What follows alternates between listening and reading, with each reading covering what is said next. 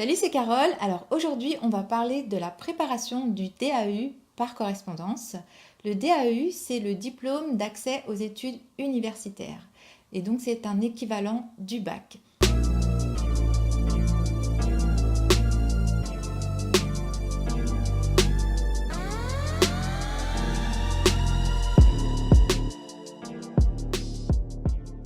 Moi, j'ai choisi le français, l'anglais, la philo et l'histoire.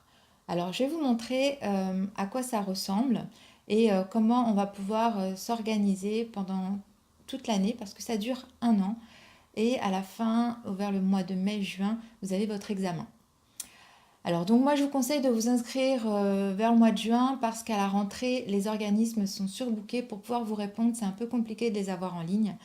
Et donc le meilleur moment pour moi c'est juin, même si vous pouvez vous inscrire après, mais du moins vous perdez moins de temps pour pouvoir vous organiser et pour pouvoir réviser et correspondre avec les professeurs. Donc il faut savoir que l'inscription c'est à peu près donc 400 € pour le CNED, en tout cas à l'époque parce que moi je me suis inscrite en 2014.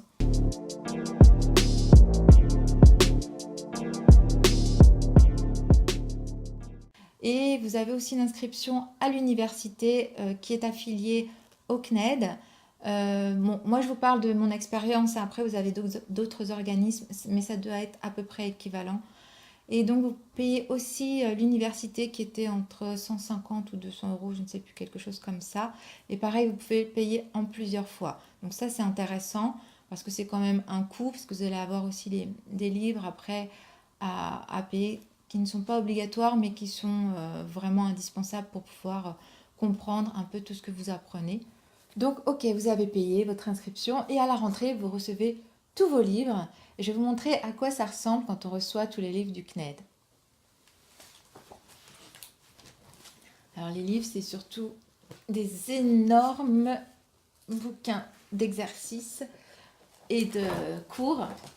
Voilà, c'est très volumineux. Il ne faut pas que ça vous fasse peur, il faut surtout être très organisé. Moi, je me suis fait des fiches pour chaque cours.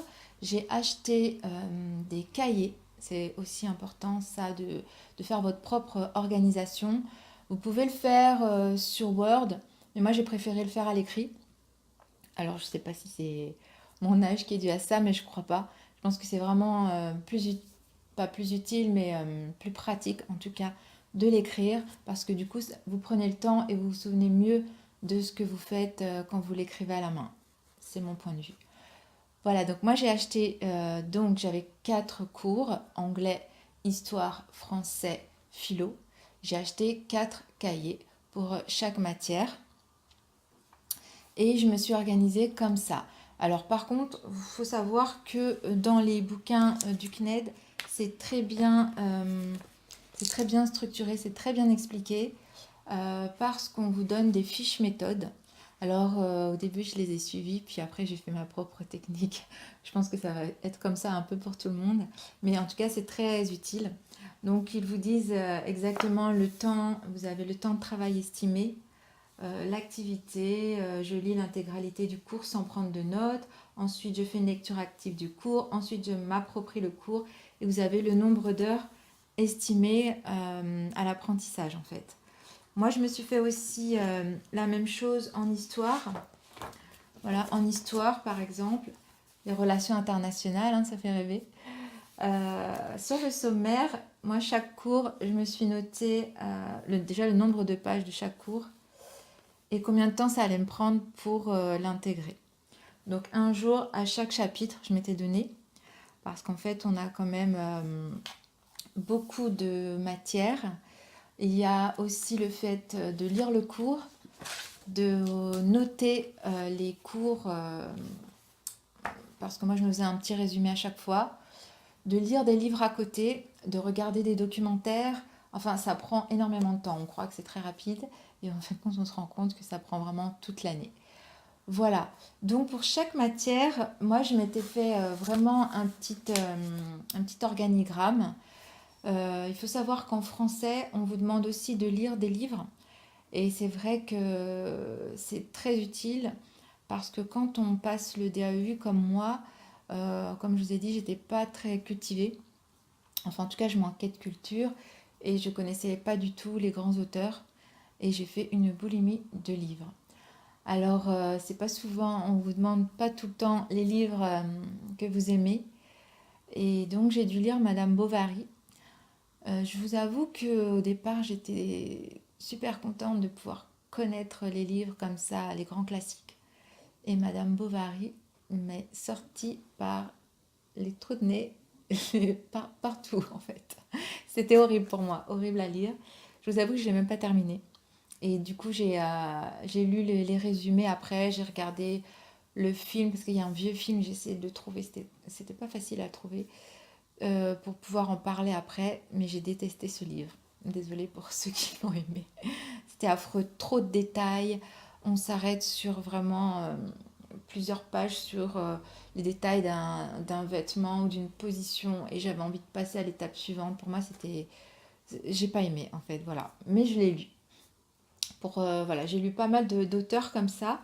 Et voilà, parce qu'on nous demande de lire plusieurs livres pour pouvoir après faire des dissertations. Parce que vous avez aussi des discussions, des commentaires de textes. Voilà, tout ça en français que moi, j'avais jamais fait. Et puis j'ai lu aussi plein d'auteurs, plein de philosophes. Alors ça, par contre, ça m'a passionnée et je les lis encore aujourd'hui. Là, c'est assez rapide à lire parce que c'est tout fin. Et puis, c'est pas très cher. Ces livres-là, je les ai payés 2 euros. Et il faut savoir que vous pouvez aussi en trouver en brocante. Parce que c'est vrai que c'est quand même un budget hein, de passer à ce DAU entre les cours, les inscriptions et les livres. Et le fait qu'il faut aussi travailler à côté, bon, c'est pas évident. Alors, moi, j'ai acheté en brocante ce livre-là, que j'adore. Je le lis encore aujourd'hui, mais moi, j'aime beaucoup la philo. Donc, du coup, je connaissais pas avant et ça m'a passionnée. Euh, il m'a beaucoup plus servi que ce livre-là, par exemple, que j'ai acheté à la FNAC. Peut-être qu'il pourra vous être utile, mais je trouve que c'est un peu survolé les grands auteurs. Et du coup, sur celui-ci, que j'ai trouvé en brocante, je crois que j'ai acheté 50 centimes d'euros. Euh, il y a beaucoup de textes dedans. Ça paraît lourd, mais vous n'êtes pas obligé de tout lire.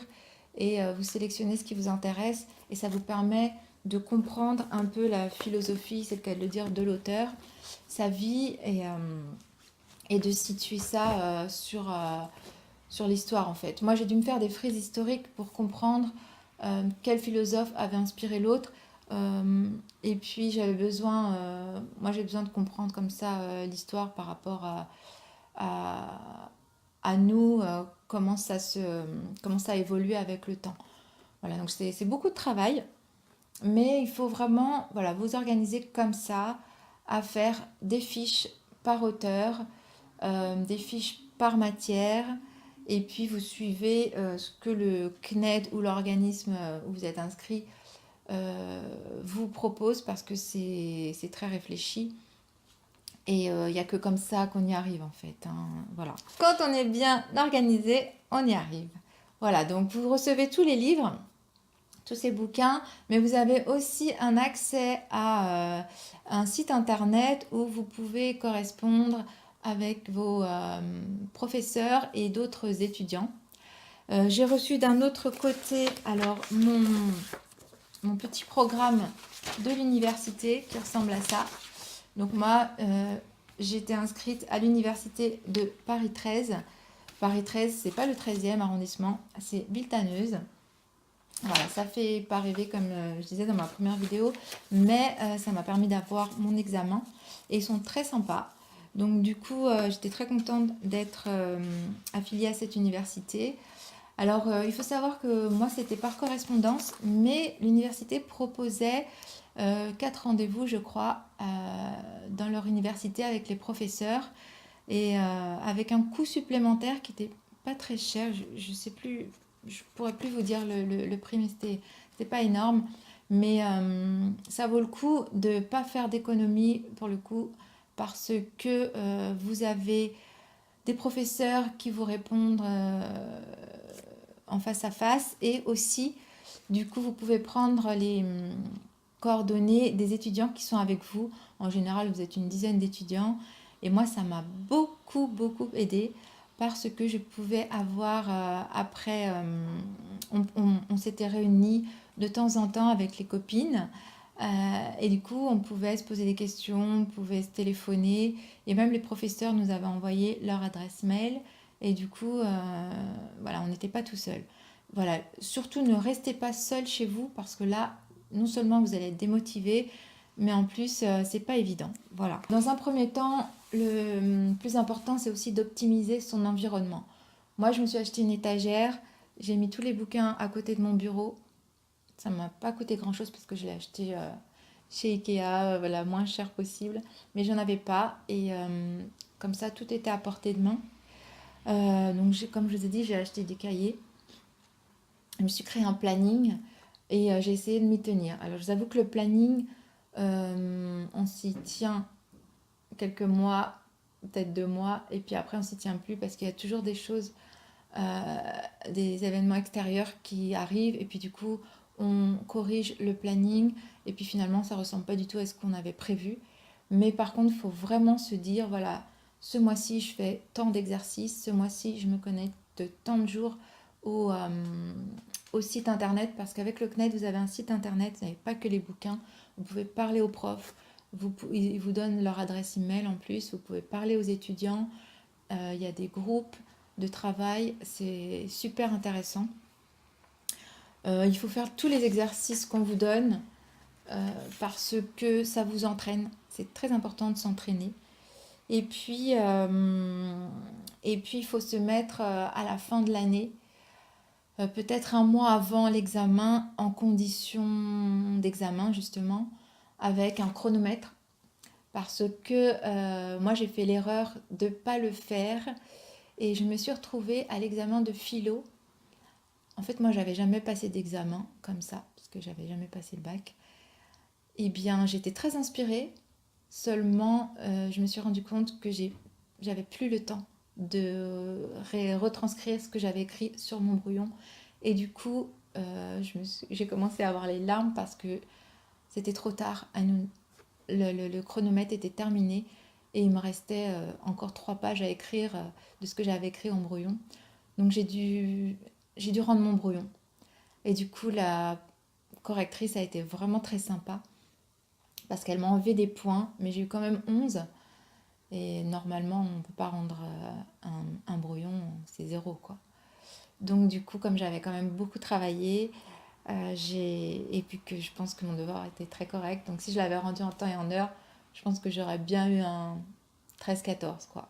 Voilà, donc bon, tant pis, c'est pas grave. Mais donc, voilà la raison pour laquelle c'est très important de se mettre en condition d'examen pour être sûr de retranscrire votre brouillon et de pouvoir le rendre en temps et en heure. Voilà. Ensuite, quelques astuces pour l'histoire, par exemple. Donc, moi, ce que j'ai fait, comme en histoire, on nous donne, je ne sais pas si vous l'avez, si je l'ai là. En histoire, on a tous les thèmes de dissertation qu'on va avoir. Donc, moi, j'en avais 12. Et du coup, je me suis fait tous les plans de dissertation des 12 thèmes. C'est-à-dire, on avait la 5e République, on avait la politique américaine, on avait l'Europe, etc. Bref, je me suis fait tous les plans. Et non seulement j'ai fait les plans, mais j'ai fait les dissertations ensuite. Et j'ai fait les dissertations euh, sur une page double chacune et je les ai apprises par cœur. Et chaque jour, j'apprenais une dissertation. Et du coup, chaque jour, je me remémorais la dissertation de la veille et j'apprenais la nouvelle dissertation. Et à chaque fois, je me faisais ça. Et le lundi, donc je faisais la dissertation. Le mardi, j'apprenais la nouvelle dissertation, plus je révisais celle du lundi, etc. etc. Et allez, en 15 jours, je savais mes dissertations.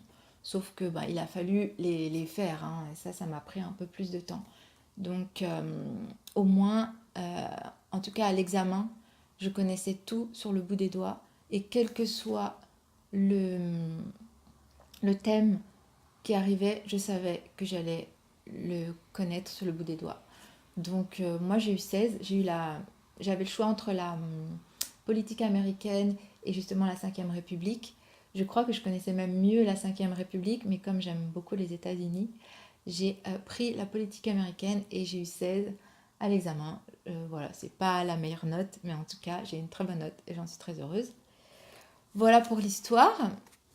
Pour la philo, donc je me suis fait des fiches avec chaque thème. Donc on avait 7 thèmes. Le bonheur, je sais plus ce qu'on avait encore comme thème.